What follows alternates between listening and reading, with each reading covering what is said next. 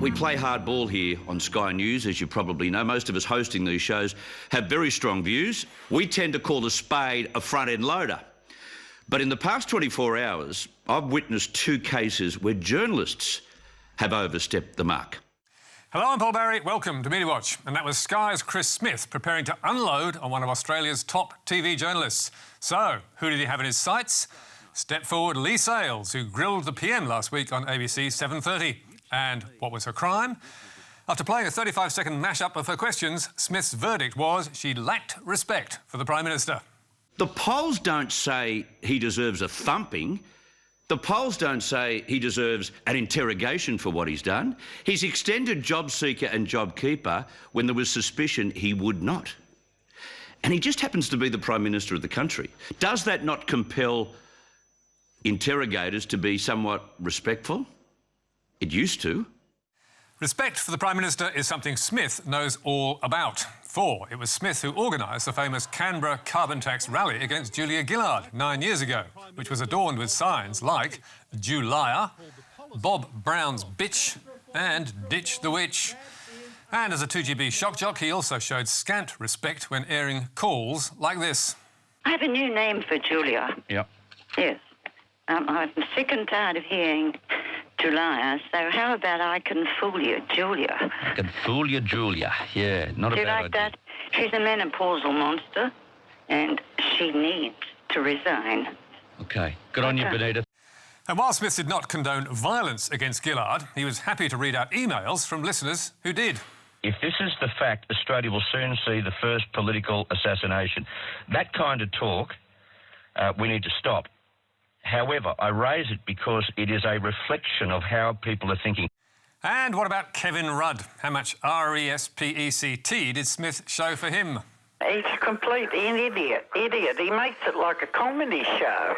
Yeah, he's really performing like the show pony he is, isn't he?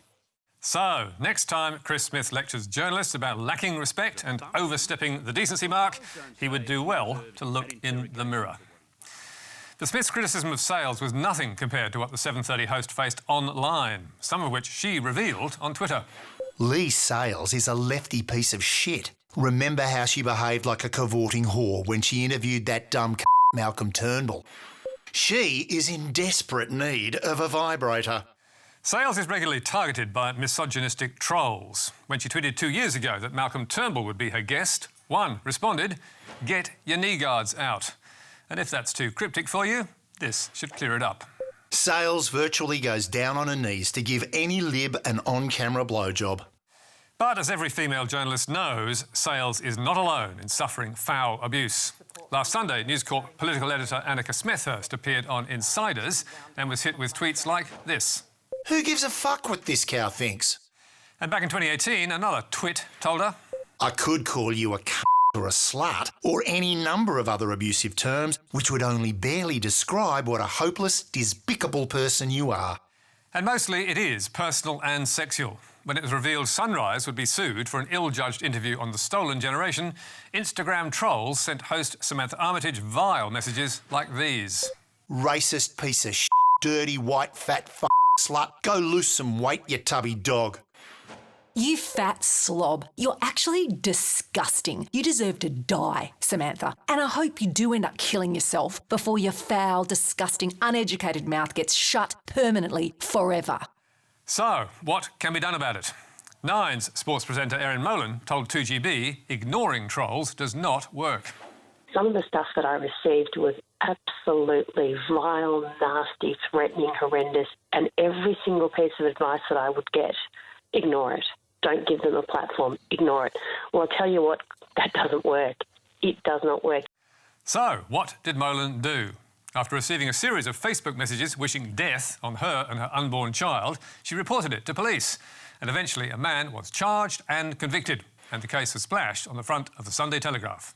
As Molan explained to 2GB, you deserve to be called out publicly and you deserve to be humiliated. You deserve to potentially lose your job if your employer looks and says, actually, we don't want someone who writes this kind of crap online working for our company. Agreed. Absolutely. But punishing trolls only works if they can be identified, and often they can't, which is why Lee Sales believes Twitter should have all users under their real names, not anonymous accounts. So what does Twitter say to that? Nothing on the record, and it clearly has no intention of banning anonymity. As for banning trolls, it told Media Watch, abuse and harassment have no place on our service. We have clear rules in place to address threats of violence, abuse, harassment and hateful conduct. We will take action when we identify accounts that violate these rules. Well, if that's so, how come 5 of the accounts that abused Lee Sales and Annika Smethurst are still alive and kicking, and 3 of the abusive tweets are still up? Sales appears to hope that some of the haters will moderate their abuse if they know the harm they're causing. I think men don't realise the sheer volume of this stuff that's directed at female public figures and the frequently sexual nature of it. I want people to be aware of it. Even the non-sexist abuse on Twitter is extreme. People think they're sending one nasty comment, but the recipient might be getting thousands, and it's straight out bullying. Personally, I reckon naming and shaming is the only way. And if Twitter won't do it, others have to. So, watch this space and we'll see what we can do. But now, the race for mayor in Perth, where the local media's Mr. Everywhere, who wants to retain his media jobs, is a short price favourite to win. I've got the time, I've got the energy. I wouldn't be putting my hand up if I could not give this everything. If the name Basil Zempilas means nothing to you, then you obviously don't live in Perth, because he's the city's answer to Eddie Maguire. For starters, he's a sports commentator on 7, whose top-rating 6pm news gave his campaign the perfect launch. Basil is one of Perth's most famous faces. Known here and interstate, he'll bring ideas from other cities home. Zempilas is also a former weekend host on 7's Sunrise, which gave his campaign another big leg up.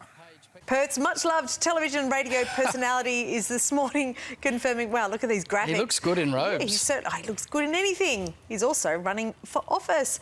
Baz, exclusive interview with the candidate. Good morning. Good morning. And he's not just got TV behind him. Baz also has a column in the West Australian newspaper owned by 7 West Media, whose front page trumpeted Basil for mayor. Confirmed. With a double-page spread inside telling readers why you should vote for me. But wait, there's more.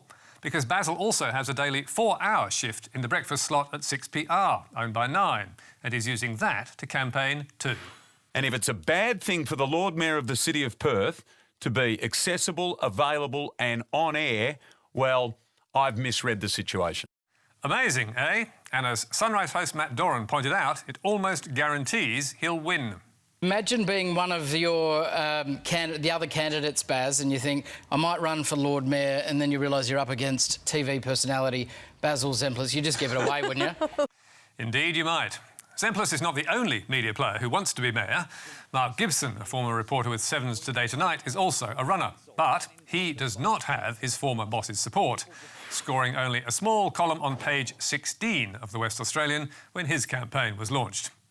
So, is there anything wrong with 7 West Media turbocharging Basil's campaign, or with him adding Lord Mayor to all his other jobs? Gibson, who says he'll give up his media role if he's elected, told Media Watch there is, because of conflicts of interest. Dealing with sensitive city information, including media partnerships and sponsorships, while heading off to work at 7 News, 9 Radio and the West Australian is simply untenable. Perth Council tells us its media partnerships with 7 and 9 total well in excess of $250,000 a year. And one of Zempilas' colleagues at 6PR, Morning's host Gareth Parker, agrees that the conflicts could be untenable. I think that the governance issues are going to be significant for Basil if he wins. And the conflicts are not just his. I think this is the other part. The conflicts are actually the ones that he creates for his employers and for his colleagues. They create incredibly difficult questions about the impartiality and the professionalism of the journalists at the outlets that he works at. And if you want something else to highlight all the pitfalls, Perth's last council, led by Mayor Lisa Scafidi, was suspended in 2018, leading to a 2-year inquiry which found poorly led, grossly dysfunctional and infected from its leadership. That's just the beginning of a scathing report into misconduct at the City of Perth.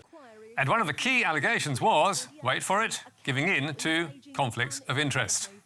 Yet Zempilas told journalists he can manage any problems and has absolutely no intention of giving up his 7 West job if he wins. I understand that perhaps Talkback Radio and Lord Mayor of the City of Perth are 2 things that we might need to look at how they go together long term. But my intention right now is to continue to broadcast on 6PR and certainly to continue to broadcast on Channel 7. 7 West Media says there won't be a conflict because Basil only presents sport on 7. And it says of its enthusiastic promotion of Zempilas, coverage of the Perth mayoral race on 7 News and in the West Australian will, as always, be based on the newsworthiness of the story and its appeal to respective audiences. Oh, really? So how do plugs like this fit the bill? Returning to the man running for Lord Mayor over there, Basil Zempilas. And Baz, it's going to be a wet and wild night tonight. The elections are due in October, and while it's up to the people of Perth who they choose, we reckon you can't be poacher and gamekeeper. At the very least, Zempilas can't do his radio job and hold local government to account if he is the mayor as well. And now to get more carnage in the media and more shocking news from the world of glossy magazines. For many, they were household staples, but tonight a swathe of magazines, including Harper's Bazaar, Elle and OK, are no more. Yes, Bauer Media and its new private equity owner, Mercury Capital, have killed off more of Australia's best-known magazines. Elle, Harper's Bazaar, NW, OK, Men's Health, Women's Health, Good Health and In Style all suspended printing back in May as the COVID crisis hit sales and advertising revenue fell by half. But back then, Bauer assured Media Watch, these are temporary measures only. We are 100% committed to bringing these titles and their teams back as soon as we can. And last month, it was still promising a return, telling us, our intention to bring back temporarily suspended titles in line with on-sale October timings still stands. So, what has changed? CEO Brendan Hill says the outlook has got worse and the new lockdown in Victoria has hit distribution. But you have to wonder if new owners Mercury Capital are just taking a tougher line. Last month, Mumbrella asked Hill if the private equity group would slash and burn to make a profit. And he said no, they would take 2 or 3 months to get to know the business really well. And then we'll come back out with a strategy for the future and a long-term future growth plan for the business. So much for future growth. Harper's Bazaar has been published in Australia for more than 20 years and still had almost 200,000 readers.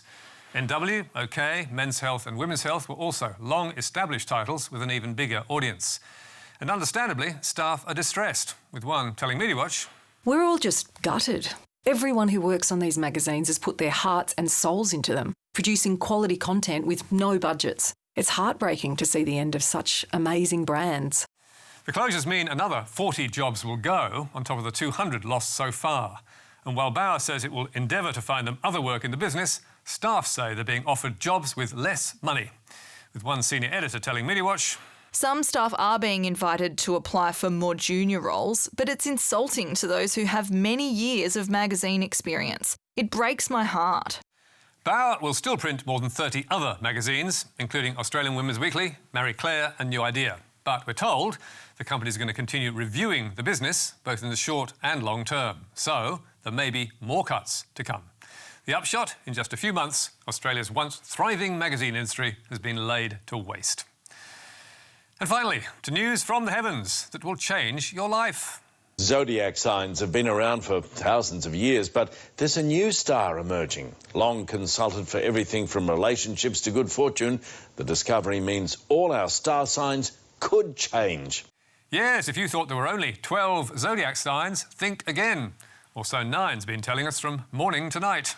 The big shift in the stars. NASA's horoscope bombshell saying there are now 13 zodiacs. Ophiuchus, the snake bearer, would cover those born between November 29 and December 17 and would then throw out the dates for every other star sign.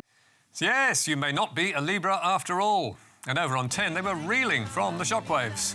More on the biggest story of 2020, something that could change everything for everyone. And even the ABC breakfasters could not resist. Gee, NASA's been busy getting close to the sun and changing your zodiac sign. I know. No longer a Pisces.